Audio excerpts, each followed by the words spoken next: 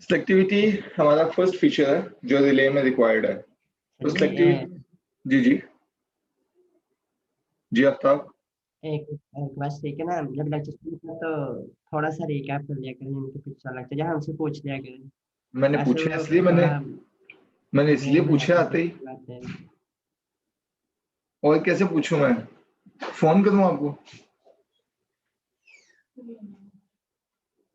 हाँ, मैंने पूछा तो है, मैंने पूछा कि कोई क्वेश्चन हो लास्ट में से तो वो भी बता दें। मैंने कल भी पूछा था आपसे कि कोई क्वेश्चन, बल्कि कल जो होता है ना जब लेक्चर खत्म होता है तो तब ज्यादा इजी होता है कोई क्वेश्चन पूछना, बजाय इसके कि नेक्स्ट डे में। लेकिन फिर भी मैं आपसे पूछा तो है कि क्वेश्चन है तो आप पूछ लें लास्ट लेक्चर में से।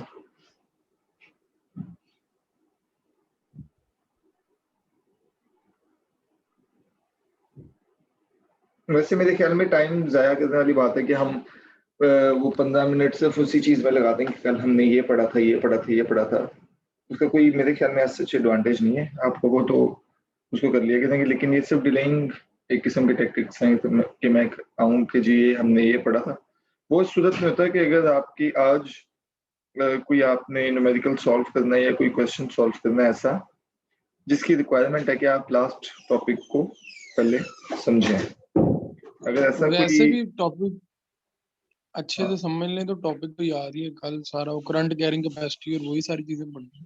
जी, और सेकंड ये कि इसमें चूंकि टॉपिक डिफरेंट होते हैं और नेक्स्ट टॉपिक जो होता है वो पिछले टॉपिक पे आमतौर पर डिपेंड नहीं करता होता, तो ऐसा हमें इतनी कोई जरूरत नहीं है इसमें। सब्जेक्ट टू सब्जेक्ट वेरी करता है। तो अगर आपको कोई क्वेश्चन है आप इसमें यू कैन फ्रीली आस्क, कोई इसमें कोई रिस्ट्रिक्शन नहीं है। तो हमने लास्ट टाइम जो सिलेक्टिविटी की बात कर रहे थे जहां पे हमने छोड़ा था उसमें ये है कि हमने ओवरऑल सिस्टम को प्रोटेक्ट करना है।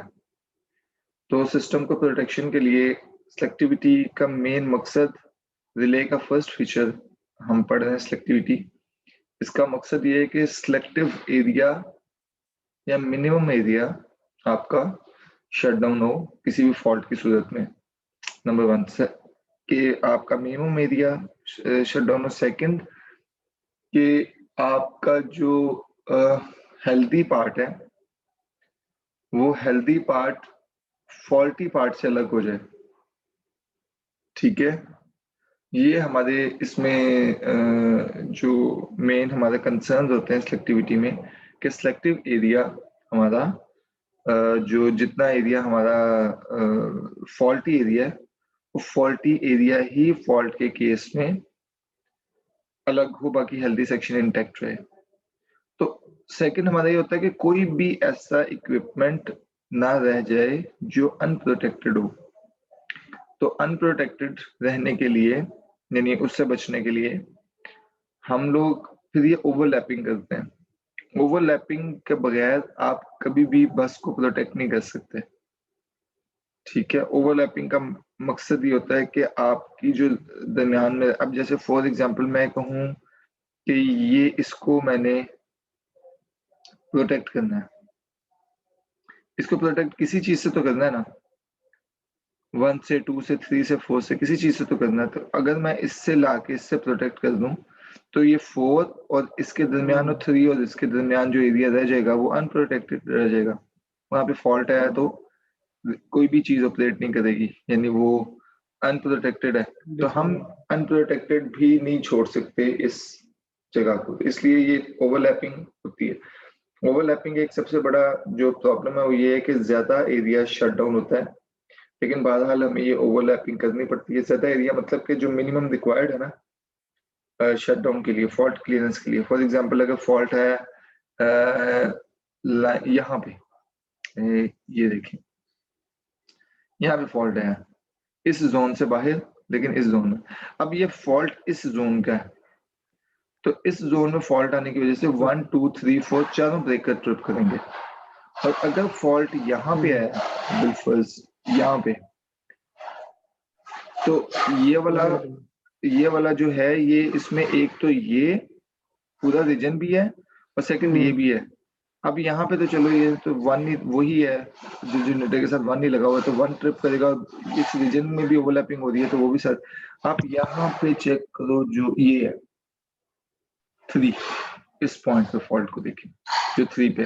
अब 3 पे जो फॉल्ट मैंने अभी ये जो इंट्रोड्यूस किया है, यहाँ पे अगर फॉल्ट आएगा तो वो इस बकिया एरिया भी के भी तीनों हो सारे जाएंगे। इसको भी कर देगा और इस एरिया के भी, ओवरलैपिंग, हाँ इस एरिया के भी फिफ्थ। फॉल्ट को यानी जो सर्किट ब्रेकर्स को वो ट्रिप करवाएगा। यानी ये वो जगह जो ओवरलैपिंग थी, देखिए ये एरिया वो एरियाज हैं जो ओवरलैप है। कौन कौन से? ये एरिया, इसके अंदर फॉल्ट आएगा, ये ओवरलैप्ड रीजन है, लेकिन फॉर्चुनेटली इसमें कोई और इस तरफ नहीं है, ये वाला ओवरलैप्ड रीजन है। यहाँ पे 4 वाला ओवरलैप्ड रीजन, ये वाला, इसके अंदर फॉल्ट आएगा तो 6 भी ऑपरेट करेगा, ये भी सारे ऑपरेट करेंगे, फिर ये वाला भी ओवरलैप्ड रीजन, सॉरी ये, ठीक है। इसी तरह ये ओवरलैप्ड रीजन है, ठीक है। अगर यहाँ पे फॉल्ट आया तो ना सिर्फ ये 7, 6, 7, 9 ऑपरेट करेंगे, बल्कि 4 भी ऑपरेट करेगा क्योंकि 4 ओवरलैपिंग हो रही है। और अगर यहाँ पे फॉल्ट आएगा फिर कौन कौन से करेंगे ऑपरेट? एनीवन? सर 7 हो जाएगा, 6 हो जाएगा, 9 हो हम्म, जाएगा, 8 हो जाएगा, 5 हो जाएगा, शाबाश, और ठीक है। क्या कहते हैं, बस यही है, यही ओवरलैपिंग 2 हो हाँ रही है जी, ना, एक इसकी हाँ जी, ओवरलैपिंग हो रही है, किसकी ओवरलैपिंग 2 हो रही है, ठीक है। हम्म, गुड। तो ये हमारा ओवरऑल, इसी को सिलेक्टिविटी कहते हैं। तो ये प्रैक्टिस है जी, पूरे सिस्टम को हम डिवाइड करते हैं सेवरल प्रोटेक्शन जोन्स में। जब भी फॉल्ट होता है किसी भी जोन में तो सर्किट ब्रेकर उस जोन में ओपन हो जाएगा, जिससे फॉल्टी सर्किट को वो ओपन कर देगा और हेल्दी सर्किट को इंटैक्ट रखेगा। हमारे पास जो जोन्स हैं उसको हम किन किन चीजों में डिवाइड करते हैं? जनरेटर का अलग जोन है, लो टेंशन स्विच केयर का अलग जोन है, ट्रांसफार्मर्स का अलग जोन है, ट्रांसमिशन लाइन का अलग जोन है और हाई टेंशन स्विच केयर का अलग जोन है, ठीक है। यहाँ पे आप देख सकते हैं जनरेटर को अलग प्रोटेक्ट किया गया, बस बार को अलग प्रोटेक्ट किया गया, बस बार है।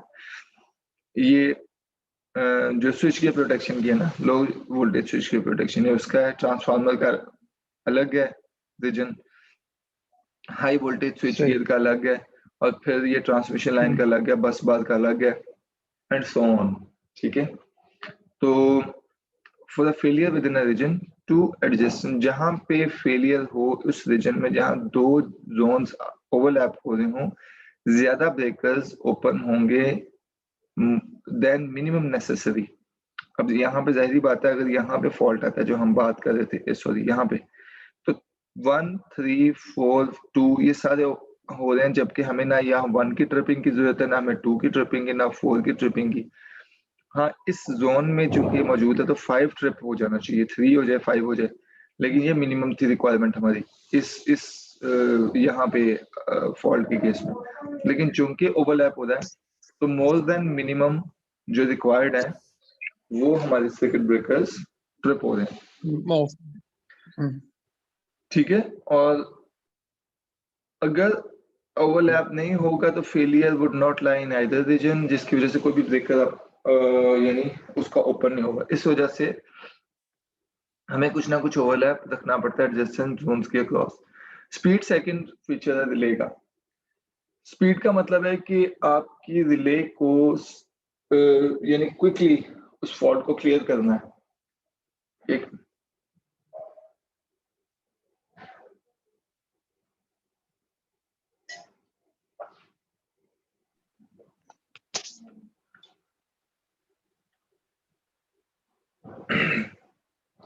जी, तो स्पीड एक that is second feature. Your system has to be disconnected from the faulty section as soon as possible, क्योंकि डैमेज हो सकता है, और फिर rate reduction in the system voltage, जिसकी वजह से फॉल्टी सेक्शन आपके जो मोटर्स एंड जनरेटर्स हैं उनको शट डाउन कर देगा, डैमेज कर सकता है। तो इसकी वजह से one type of fault in the, आपको पता है कि एक फॉल्ट अगर हो जाए कोई भी, अगर उसको क्विकली रिमूव ना किया जाए तो उसकी वजह से बिगड़ के मल्टीपल फॉल्ट्स में या मल्टीपल कंटिजेंसीज में, ठीक है, इस तरह की प्रॉब्लम्स हो सकती हैं कि एक सिंगल प्रॉब्लम, एक सिंगल फॉल्ट मल्टीपल फॉल्ट्स में कन्वर्ट हो सकता है अगर हम उसको क्विकली रिमूव ना करें। दैट इज बेसिकली स्पीड के सेकंड फीचर है कि वो उसका ऑपरेशन भी एज क्विक एज पॉसिबल होना चाहिए। Third is sensitivity. सेंसिटिविटी का मतलब है कि कोई भी रिले का यानी जो ये किसी भी चीज की एबिलिटी कि वो लोअर वैल्यू का मतलब है कि अगर फर्ज करें वो समझ समझो हाँ 20 एम्पियर के लिए डिजाइंड है, तो 20 एम्पियर के अक्रॉस या 20 एम्पियर के सेंस होते ही उसके सिस्टम में आते ही वो ऑपरेशन ट्रिप हो जाए, ऑपरेशन स्टार्ट कर जाए। That is basically sensitivity. Sensitivity जितनी ज्यादा होगी आपका जो यानी ऑपरेशन है वो उतना क्विक होगा। लेकिन इसका एक प्रॉब्लम भी है कि सेंसिटिविटी बहुत ज्यादा हाई रखने का मसला ये होता है कि अननेसेसरी ट्रिपिंग, कि जहाँ पे ट्रिपिंग रिक्वायर्ड नहीं होती वहां पे ट्रिपिंग आपको यानी मिल सकती है। थोड़ा सा करंट में अगर कहीं करंट ऊपर नीचे हुआ, फ्लक्चुएट हुआ, ट्रांजिएंट्स आए, तो उन ट्रांजिएंट्स के लिए तो हमारी ऑपरेटर से डिजाइन होता है इस तरह कि वो उनको जर्क को बर्दाश्त कर ले। लेकिन जो हमारी सर्किट ब्रेकर ऑपरेटर्स है उसको उन ट्रांजिएंट्स के क्रॉस ट्रिप नहीं करना चाहिए। तो हाईली सेंसिटिव भी ना हो, लेकिन यानी ये भी एक फंक्शन है बहरहाल, लेकिन इसमें ये भी नहीं कि बिल्कुल लो सेंसिटिव हो। तो in between we have to made some compromise जिसकी वजह से हमारा ऑपरेशन रिलायबल हो। तो 1 वोल्ट एम्पियर इनपुट कॉइल में हम it causes operation smaller value, इसको एक नजर आप देख लीजिएगा, इसमें कोई क्वेश्चन हो तो आप पूछ लें, जस्ट एक थ्योरी लिखी हुई है। रिलायबिलिटी का मतलब है कि आपका जो रिले है वो under fault conditions must operate करे और अंडर जो नॉर्मल कंडीशन वो इंटैक्ट रहे, यानी सिस्टम में ऑपरेशन वो ना करे। ट्रांजिएंट्स के केस में कोई ऐसे फॉल्ट्स जिनमें ट्रिपिंग जरूरी नहीं है वहां पे ट्रिप ना करे, और जहां पे फॉल्टी कंडीशंस हैं वहां पे लाजमी ट्रिप करे। ये बेसिकली रिलायबिलिटी है, ठीक है।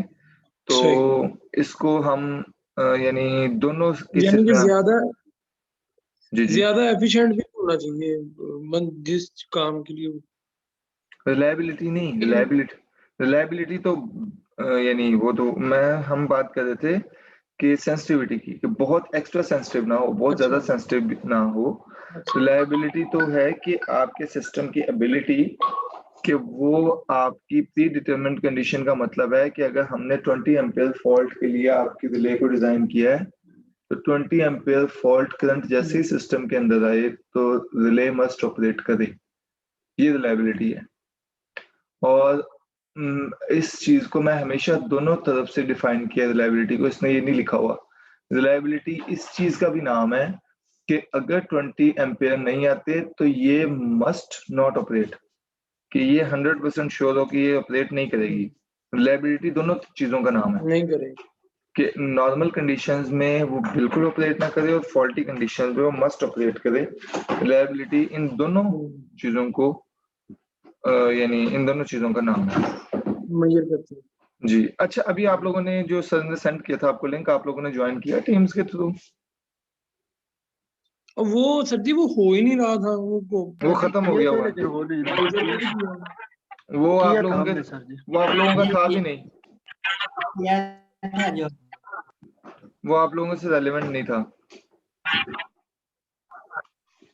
ओके सर, वो हो नहीं रहा था किया था वो रेलेवेंट था ये SLP, BT, MIT sociology criminology, MIT से BCA से, BCSC, CS से, SC से इंग्लिश, अप्लाइड साइकोलॉजी, इन लोगों का था, आप लोगों का नहीं था। ठीक हो। अच्छा, सिंप्लिसिटी नेक्स्ट फीचर नहीं, मेरे ख्याल में नेक्स्ट वीक होगा आपका, ये कर लो शायद, मे बी आएगा तो मैं वो इन्फॉर्म कर दूंगा। सिंप्लिसिटी आपका नेक्स्ट जो फीचर है वो रिले का सिंप्लिसिटी है। इस सिंप्लिसिटी का मतलब है कि जो इजी हो आपका सिस्टम, रिलेइंग सिस्टम जिसको ऑपरेट करना, मेंटेन करना इजी हो, ठीक है। जितना इजी होगा, जितना सिंपल होगा, कॉम्प्लेक्सिटी से बचेंगे, उतना ही रिले ज्यादा रिलायबल होगी। सिंप्लिसिटी का डायरेक्ट ताल्लुक रिलायबिलिटी के साथ है। तो सिंप्लिसिटी का मतलब जितना इजी होगा उतना आपको समझना आसान होगा। अगर कहीं कॉम्प्लेक्स यानी कोई सिचुएशन ऐसी आती है, कम्प्लेक्सिटी। कॉम्प्लेक्सिटी से जितना बच सकते हैं उसमें आपको ये है कि कोई सिचुएशन ऐसी आती है कि जिसमें आपने देखना हो कि रिले क्यों नहीं ऑपरेट की या रिले बिला वजह क्यों ऑपरेट की। दोनों केसेस में आपने देखना हो तो आपका स्ट्रक्चर सिंपल हो तो फिर ही आपको पता चलता है और मेंटेनेंस ज्यादा इजी होगी। तो structure must be simple. Third, economy. Economy का ताल्लुक आमतौर पे प्रोटेक्शन के साथ है। हम आमतौर पे ज्यादातर 4-5%, 6% ये विंडो होती है। हम पूरे ओवरऑल सिस्टम का हम 5-6% हम लगाते हैं स्विच गियर पे।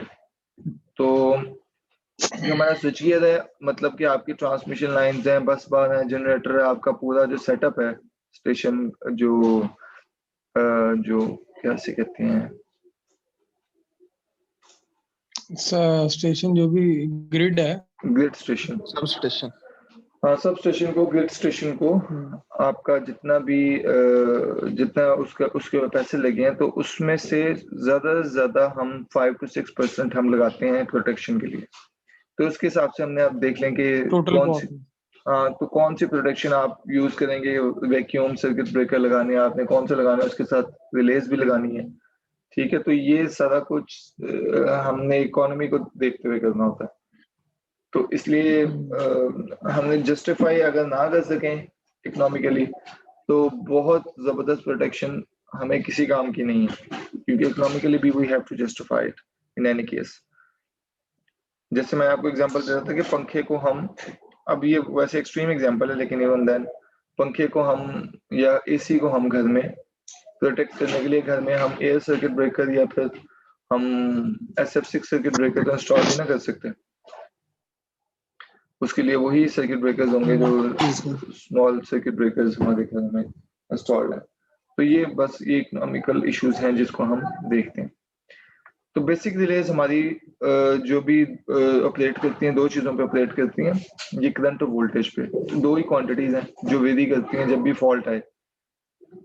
ठीक है, तो जो भी क्वांटिटीज हैं, फॉल्ट सिग्नल्स हैं, उनकी प्रेजेंस में आपकी जो वोल्टेज और करंट है इन्होंने ही वेरी करना है, इन्होंने ही अपनी शेप चेंज करनी है, वेव फॉर्म, इन्हीं की फ्रीक्वेंसी चेंज होनी है। तो इसी को डिटेक्ट करना मेन काम है हमारे रिलेज में। तो इनको डिटेक्ट करने के लिए दो टाइप हमारी बेसिक यूज होती हैं। एक मैग्नेट जो इसको हम अट्रैक्शन टाइप कहते हैं, एक को इंडक्शन टाइप कहते हैं। इलेक्ट्रोमैग्नेटिक का हमें वैसे मेरे ख्याल में आइडिया है कि इलेक्ट्रोमैग्नेटिक क्या होता है। What is electromagnetic? कुछ आइडिया है व्हाट इज इलेक्ट्रोमैग्नेटिक? किसी भी फील्ड अपना कोई भी यानी कि कंडक्टर हो उसके इर्द गिर्द अगर आप मैग्नेट वगैरह रख दें तो वो सारी फील्ड जो प्रोड्यूस होगी वो मैग्नेटिक फील्ड होगी। जब आप क्या कहते हैं अकेली इलेक्ट्रिसिटी पास करेंगे तो वो इलेक्ट्रिक फील्ड होगी। जब दोनों को इकट्ठे पास करेंगे तो वो इलेक्ट्रोमैग्नेटिक हो जाएगी। इलेक्ट्रोमैग्नेटिक फोर्स, असल में इलेक्ट्रोमैग्नेटिज्म हमारी ये फिजिक्स की ही एक ब्रांच है जिसमें इलेक्ट्रोमैग्नेटिक फोर्स जो इलेक्ट्रिकली चार्ज पार्टिकल्स के दरमियान एग्जिस्ट करती है ना, उसके साथ ही डील करती है। इलेक्ट्रिकल और मैग्नेटिक फील्ड का कॉम्बिनेशन हो गया। हाँ जी, इलेक्ट्रोमैग्नेटिक फील्ड। ठीक है, तो इसके अंदर हमारी सबसे पहले ये तो है, तो ये सारी की सारी हमारी जहाँ पे ट्रांसफार्मर है, जहाँ रिलेज हैं, जहाँ पे कॉइल्स लगी हुई हैं, तो बेसिकली वहां पे इलेक्ट्रोमैग्नेटिक फिनोमिना तो होगा ही। तो दो टाइप हमारी बेसिकली हैं, अट्रैक्शन और इंडक्शन का। अट्रैक्शन और इंडक्शन के फर्क क्या है कि इंडक्शन का मतलब है कि आपकी जो कॉइल्स हैं वो एक से ज्यादा यूज होंगी। इंड्यूस होना ना, यानी आपने फील्ड इंड्यूस करने हैं सेकंड कॉइल में, एक कॉइल से सेकंड कॉइल में। एक मिनट मैं ना जरा ये बात सुन लूं, कॉल आ रही करनी।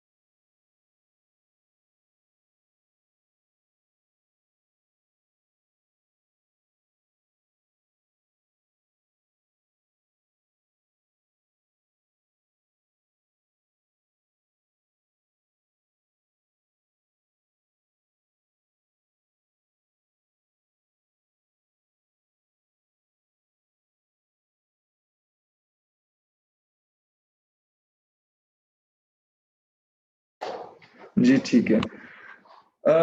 Attractive magnetic armature type relay, attracted armature type relay हमारी फर्स्ट टाइप रिले है इलेक्ट्रोमैग्नेटिक अट्रैक्शन की, जिसमें ये सिंपल फिनोमेना है जहाँ पे आप देख सकते हैं कि एक अट्रैक्टेड आर्मेचर टाइप रिले की एक क्लासिकल एग्जांपल है जिसमें इलेक्ट्रोमैग्नेट है, ये एम जो है ये इलेक्ट्रोमैग्नेट है और उसके ऊपर ये कॉइल है सी, ठीक है। और हमारे पास एक ये आप समझ लें कि ये आर्मेचर टाइप है, ठीक है। तो इसको आर्मेचर को इस तरह बैलेंस किया होता है, ये जो इसके ऊपर ये आपने नट्स देखे हुए हैं और ये जो ये लगा हुआ है ये बेसिकली, और यहाँ से ये टाइड है, ये फिक्स स्टैंड है इसका। और फिक्स स्टैंड का मतलब ये इसको इस तरह फिक्स किया हुआ है कि इस मूवमेंट को सपोर्ट, यहाँ इस साइड से मूवमेंट को सपोर्ट भी कर रहा है। इसके बैलेंस को इस तरह वेट दिया होता है कि आम नॉर्मल कंडीशन में यहाँ पे जो करंट डेवलप होता है, क्योंकि कॉइल के अक्रॉस आप समझ लें कि नॉर्मल करंट पास करेगा, जो नॉमिनल करंट है वो पास करेगा। तो जो नॉर्मल करंट इसमें से पास करेगा तो उसमें इतनी एबिलिटी नहीं होगी कि इसको अट्रैक्ट कर ले, इसको खींच ले। तो वेट वो जो होगा वो वेट इसको बैलेंस कर रहा होगा अपनी नॉर्मल पोजीशन में और इसको ऊपर नहीं जाने देगा, इसको मूव नहीं करने देगा।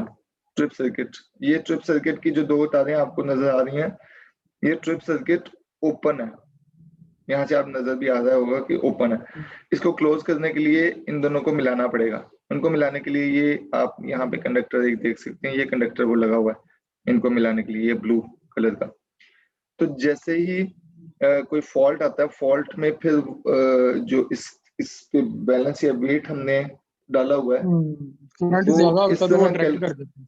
जी वो इस तरह कैलकुलेटेड है कि एक खास मिकदार से जब करंट की वैल्यू बढ़ेगी तो यहाँ फोर्स ज्यादा डेवलप होगी, तो वो इलेक्ट्रोमैग्नेटिक फोर्स बेसिकली इसको खींच लेगी ऊपर की तरफ। और जब इसको खींचेगी ऊपर की तरफ तो जाहिर बात है करंट इसमें से इतना, हाँ जी, करंट इसमें से इतना पास होगा कि उसमें इतनी एबिलिटी हो कि वो इसको ऊपर की तरफ खींच, जब खींचेगी तो ये इसके साथ मिल जाएगा। जैसे ही इसके साथ मिलेगा तो सर्किट कंप्लीट हो गया। तो सर्किट वो आपने याद है रिले में एक देखा था कि टी बनी हुई है और सर्किट नीचे है इस तरह, इस तरह था ना सर्किट। यस सर, हाँ जी ये बताया था वो आपने उसको फिर जो पुल ये कर करा लेता है जब ये फिनोमेना जैसे आता है। जैसे ही इसको टी को नीचे खींचता था सर्किट कंप्लीट हो जाता था। ये भी सेम वही काम हो रहा है, ये एक किस्म का वो टी का ही काम कर रहा है। जैसे ही कंप्लीट करेगा, ये जो दो एंड्स है ना, ये वाले दो एंड्स, ये दो एंड्स आप समझ लो ये शो किए हुए हैं। जैसे ही ये ऊपर आएगा तो ये समझ लें कि टी को खींचा उसने। ओके ठीक है सर। तो ये आपका अट्रैक्टेड आर्मेचर टाइप रिले है। तो इसमें जैसे ही इसको खींचेगा सिग्नल पास होगा, सिग्नल पास होकर सर्किट ब्रेकर को ऑपरेट करवा देगा। ओके तो पिकअप करंट हमारा इसमें एक टर्म यूज होती है। पिकअप करंट वो वाला करंट है जहां पे आर्मेचर ये अपना ऑपरेशन जस्ट स्टार्ट कर दे, वो मिनिमम करंट जिसके ऊपर रिले में ये टर्म यूज होती है पिकअप करंट की। तो पिकअप करंट का मतलब वो मिनिमम अमाउंट ऑफ करंट है जिसपे ये अपना ऑपरेशन स्टार्ट कर दे, ठीक है। तो ये पिकअप करंट की भी यहाँ पे दी हुई है circuit. Minimum amount of current attracted close to trip circuit, जहाँ पे ट्रिप सर्किट को क्लोज करवा देगा वो मिनिमम करंट को हम पिकअप करंट कहेंगे। अच्छा यहाँ पे टैप कॉइल्स में नंबर ऑफ टर्न्स में हम यानी वो कह रहा है कि हम टैपिंग्स देते हैं ताकि हम सेटिंग दे सकें ऑपरेट। इसमें ना हम रिले में, इसको हम आगे चल के देखेंगे कि रिले में हम दो टाइप की सेटिंग्स अपने पसंद से दे सकते हैं, करंट सेटिंग, एक टाइम सेटिंग। ये बेसिकली जो बात कर रहे हैं ना टैपिंग्स की, टैपिंग की वजह से हम करंट सेटिंग अपनी पसंद से दे सकते हैं। देखो ना नंबर ऑफ टर्न्स हम जितनी टैप जितने ज्यादा करते हैं जितने कम करते हैं उसी हिसाब से करंट कम ज्यादा हो जाएगा। टैप का मतलब क्या होता है, वेटेज उससे बढ़ जाएगा।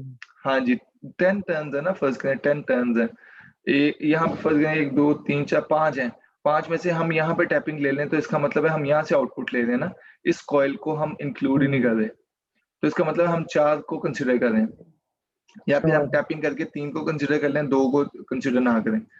तो मौजूद तो है रिले में लेकिन हम कंसिडर नहीं कर रहे अपनी रिक्वायरमेंट की वजह से, ठीक है। तो कम इसका मतलब है यानी जो जब हम नंबर ऑफ टर्न्स कम करेंगे तो बेसिकली हम क्या कर रहे हैं,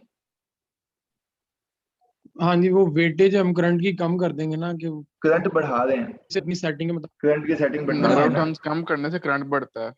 नंबर करंट बढ़ रहा है। हाँ तो करंट की वैल्यू हम बढ़ा रहे हैं, सेटिंग बढ़ा रहे हैं। ओके, तो मतलब करंट ज्यादा करने से हम करंट की सेटिंग करंट कम करने बेसिकली। तो कम ये कर हमारा, कर रहे हैं। हाँ जी, ये हमारा बेसिक एक जो अंडरस्टैंडिंग है और हमें ये पता भी है कि इस तरह हो रहा है फिनोमेना।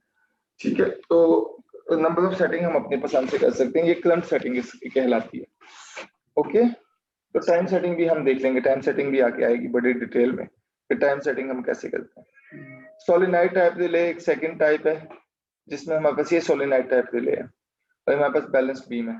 तो सोलेनॉइड टाइप रिले में हमारे पास वही सिंपल फिनोमेना जो आपको जिस पोजीशन में शो किया हुआ उसने, कि एक प्लंजर है, ये प्लंजर आयरन प्लंजर है और ये हमारे पास एक मैग्नेट है जो आपके पास सी कॉइल के नीचे येलो येलो नजर आ रहा है, मैग्नेट है। तो ये इलेक्ट्रोमैग्नेट के ऊपर कॉइल अटैच्ड है। उसी तरह सिर्फ फॉर्मेशन डिफरेंट है, डिपेंड करता है कि आप किस फॉर्मेशन के साथ जाते हैं। जैसे ही करंट इसमें ज्यादा होगा ये इसको अट्रैक्ट कर लेगा और ये इसके साथ अटैच हो जाएगा। नॉर्मल मोड ऑफ कंडीशन में आयरन प्लंजर की तरफ अट्रैक्ट नहीं होता। ठीक है, तो उसमें हम क्या कर रहे थे कि जो मूवमेंट है वो इस तरह थी कि जो आपकी जो क्या इसे कहते हैं आर्मेचर टाइप है, ये ऊपर जाके मूव कर रहा है, लेकिन इसके अंदर हमारे पास साइड पे यानी कनेक्टेड है। इसमें भी मूवमेंट ऊपर की तरफ है लेकिन कनेक्शन साइड पे, और यहाँ पे हम प्लंजर यूज कर रहे हैं आर्मेचर की बजाय। ठीक है, तो थर्ड हमारे पास जो रिले है that is balance beam. Balance beam relay में हमारे पास जो मूवमेंट है वो नीचे की तरफ है। हमने एक तरफ स्प्रिंग कनेक्ट किया हुआ वेट की मदद से। अब ये वेट की मदद, वेट हमने या स्प्रिंग हमने यहाँ पे रखा हुआ है ताकि ये, और यहाँ पे पिवट सा हमने क्रिएट किया हुआ है ताकि ये नॉर्मल मोड ऑफ ऑपरेशन में इसकी तरफ ना झुके, ये नीचे को ना आए। ठीक है, तो ये नीचे को आने का मतलब है कि ट्रिप सर्किट को अपना सिग्नल पास करेगा। तो करंट जब एक रेटेड वैल्यू से अब जाएगा तो वो इस फोर्स को जो स्प्रिंग के साथ अटैच है ये ओवरकम, ये बकायदा कैलकुलेशन यानी इसकी कैलकुलेशंस होती हैं, कैलकुलेटेड होता है और डिजाइन प्रॉब्लम है रेशोज होती है। जी। तो ये डिजाइन प्रॉब्लम है, ये सारा कुछ जो होता है प्री कैलकुलेटेड होता है। ओके जी, कोई क्वेश्चन इसमें पूछना हो तो जी पूछना। जी सर। ओके, बिल्कुल सिंपल थी ये तीन चीजें ना। तो ये हमारी अट्रैक्शन टाइप रिलेज हैं। यहाँ से आगे ये तीन टाइप्स हैं बेसिक। जैसे हमने रिले की एक टाइप पढ़ी थी ना, तो रिले में आगे हमने देखा कि बेसिक तीन टाइप की रिलेज हैं अट्रैक्शन टाइप में। तो इसी तरह आप सेकंड हम मूव करते हैं इंडक्शन टाइप रिले में। इलेक्ट्रोमैग्नेटिक इंडक्शन जो फिनोमिना है वही फिनोमिना सेम है जो कि इंडक्शन मोटर में यूज होता है। ठीक है, और हमारे पास जो ये जो रिलेज है ना इंडक्शन टाइप, ये पूरी जो पावर सिस्टम के अंदर बहुत ज्यादा यानी मौजूद है, एक बड़े पैमाने पे मौजूद है। तो इसमें मेन वजह क्या है कि इलेक्ट्रोमैग्नेटिक इंडक्शन टाइप हमारी यूज भी जो होती है ये एसी क्वांटिटीज पे ज्यादा यूज होती हैं। एसी क्वांटिटीज पे यूज होने की वजह जो इसका फिनोमिना है वो सिर्फ अल्टरनेटिंग करंट की वजह से इलेक्ट्रोमैग्नेटिक इंडक्शन जो प्रोड्यूस होती है वो एसी करंट की वजह से ही होता है। ठीक है, नहीं तो डीसी क्वांटिटीज में वो एबिलिटी नहीं होती कि ये इंडक्शन फिनोमिना को फॉलो कर सके, क्योंकि इंडक्शन फिनोमिना ट्रांसफार्मर्स हैं, जैसे ट्रांसफार्मर आपने देखा होगा कि primary secondary step up step down, ये एसी क्वांटिटीज हैं। डीसी क्वांटिटीज में आप स्टेप अप स्टेप डाउन या एज वो नहीं कर सकते। तो इसलिए एसी जितने भी हमारी प्रोटेक्टिव रिलेंग जो एसी से रेलेवेंट है सब पे ये यूज होता है। ठीक है, तकरीबन इंडक्शन इसके अंदर आपने तकरीबन अपना जो वॉट आवर मीटर है ना जो आपके घर के बाहर लगा हुआ है, तो उसका भी स्ट्रक्चर किसी हद तक इसके अंदर, यानी जो रिलेज हैं कुछ इस टाइप की भी रिलेज हैं जो वाट आवर मीटर स्ट्रक्चर से मिलती जुलती हैं, जिसमें वो जो डिस्क घूमती है ना, एल्यूमिनियम डिस्क का घूमना, वो फिनोमिना पूरा समझाया हुआ कि वो घूमती किस तरह। ठीक है, तो इसमें हमारे पास जो उस डिस्क के घूमने की वजह से, ये देखो एल्यूमिनियम डिस्क प्लेस होता है और उसके घूमने की वजह से बेसिकली उसका रिले ऑपरेशन होता है। वो जब आएगी तो मैं आपको वो उसके बारे में डिटेल से बताऊंगा। टॉर्क हमारी प्रोड्यूस होगी दो मैग्नेटिक फील्ड की, one magnetic field with current induced in the disc by other. ठीक है, तो एक मैग्नेटिक फील्ड प्रोड्यूस करेगी जो करंट को, और वो दूसरे में इंड्यूस करेगी। इंड्यूस का मतलब इंडक्शन फिनोमेना ना, वन टू अनदर। जैसे प्राइमरी जब करंट आएगा किसी ट्रांसफार्मर में तो वो करंट को इंड्यूस करेगा सेकेंडरी में है थ्रू इलेक्ट्रोमैग्नेटिक फिनोमेना। तो ये इंटरेक्शन फील्ड इंटरेक्शन के थ्रू मैग्नेटिक फील्ड्स के थ्रू ये होता है। और हमें पता है कि करंट का जो इक्विवेलेंट है मैग्नेटिक फील्ड में वो क्या है जी, मैग्नेटिक सर्किट्स में करंट किसके इक्विवेलेंट है मैग्नेटिक सर्किट्स में? वोल्टेज किसके इक्विवेलेंट है? मैग्नेटिक सर्किट में सर करंट तो है वो अपना इसके इक्वल है। ट्रिग्नोमेट्रिक फंक्शन का पूछ रहे हैं कि दूसरा पूछ रहे हैं आप? नहीं, सिंपल फ्लक्स के हो गया। इलेक्ट्रिक अपना सर्किट में आपके करंट फ्लो करता है, मैग्नेटिक सर्किट में आपके क्या हाँ फ्लो जी, करता है? इतना सारा फ्लक्स हो गया। फ्लक्स होता है, वो फ्लक्स होता है। हाँ जी। वोल्टेज के इक्विवेलेंट क्या है? Magnetic flux. वोल्टेज के इक्विवेलेंट क्या है? Magnetic flux. नहीं, वोल्टेज की इक्विवेलेंट फोर्स होती है, electromagnetic force, force, electromotive force. हाँ फोर्स तो कहते हैं इलेक्ट्रोमोटिव फोर्स। ठीक V is equal to I R नहीं हम है। और कहते हैं? थीटा की जगह अल्फा हो जाता है मेरे ख्याल से। नहीं, थीटा अल्फा तो ऐसा है, वो कोई प्रॉब्लम नहीं होती।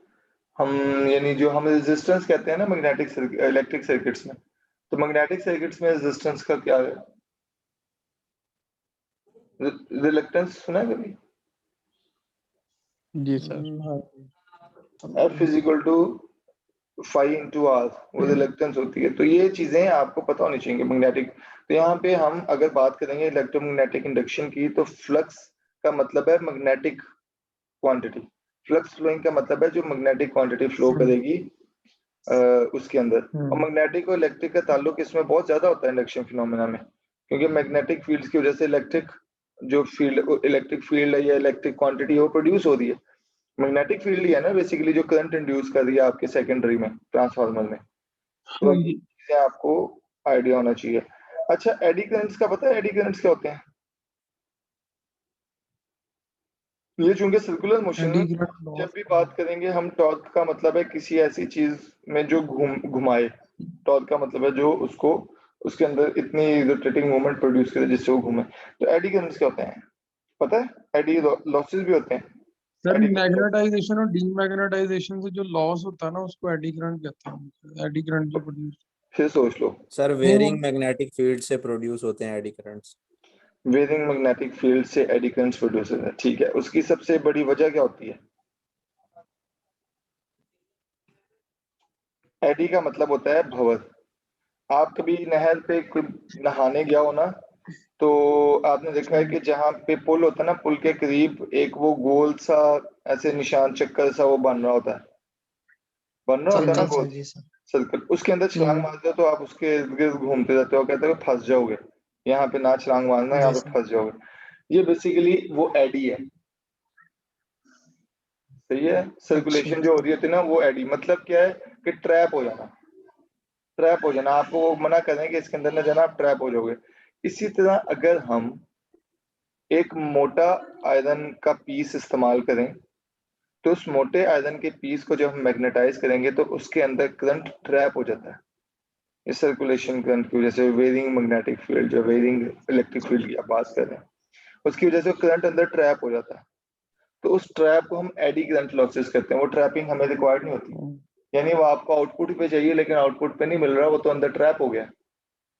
ये एडी करंट की वजह से। वो क्योंकि आपने जो कोर है मैग्नेट की, जो स्टेटर की, रोटर की जो कोर है, वो आपने मोटे एक आयरन की यूज कर ली। उससे बचने के लिए हम क्या कहते हैं? एडी करंट से बचने के लिए हम स्टेटर के, आपने देखा होगा कि हम स्टेटर को बारीक बारीक जो यानी आपकी कोर होती है वो बारीक बारीक लोहे के नहीं, बारीक बारीक लोहे के टुकड़ों में होती है। यानी जो भी डिजाइन होगा ना कोर का, वो कोर बजाय यानी एक पूरे लोहे के पीस के बजाय आपका जो स्टेटर होगा, हाँ जी टोटो में होती है, वो बारीक बारीक बारीक बारीक पार्ट्स में होती है। और वो पार्ट्स भी आपस में इंसुलेटेड होते हैं, इलेक्ट्रिकली इंसुलेटेड होते हैं, मतलब वो आपस में अटैच नहीं होते। दरमियान में ना उन्होंने वो एक इंसुलेटर रखा होता है कागज का, अगर आपने कभी खोल के देखा हो या उसको कभी आपने ऑब्जर्व किया हो। ये बाइंडिंग करते हैं, इलेक्ट्रिशियन देखा है मैंने। हाँ, तो वो जो दरमियान में कागज रखा होता है ना, वो भी इलेक्ट्रिकली इंसुलेटेड होता है बेसिकली। और वो जो स्टेटर होता है वो भी, उसके ऊपर अगर आप नाखून फेरे ना स्टेटर के ऊपर, तो आपको बाकायदा महसूस होगा कि ये तो छोटी छोटी, हाँ स्ट्रिप्स हैं, ये स्ट्रिप्स होती हैं लोहे की। उसका बेसिक मकसद ये होता है कि एक सही है। मुकम्मल लोहा इस्तेमाल करने की बजाय वो बारीक बारीक लोहे की पत्तियां इस्तेमाल करते हैं जो आपस में इलेक्ट्रिकली भी इंसुलेटेड होती हैं, मतलब इलेक्ट्रिकली भी अटैच नहीं होती हैं आपस में, जिससे ये एडी करंट लॉसेस को हमें कम करने में मदद मिलती है। तो आपको ये पता हो, ये चीजें तो याद आप लोगों को वैसे फिंगर टिप्स पे होनी चाहिए। आप चलें इसको ना हम दोबारा ज्वाइन कर लें मीटिंग को, हम बाकी इसको फिर कंप्लीट करें।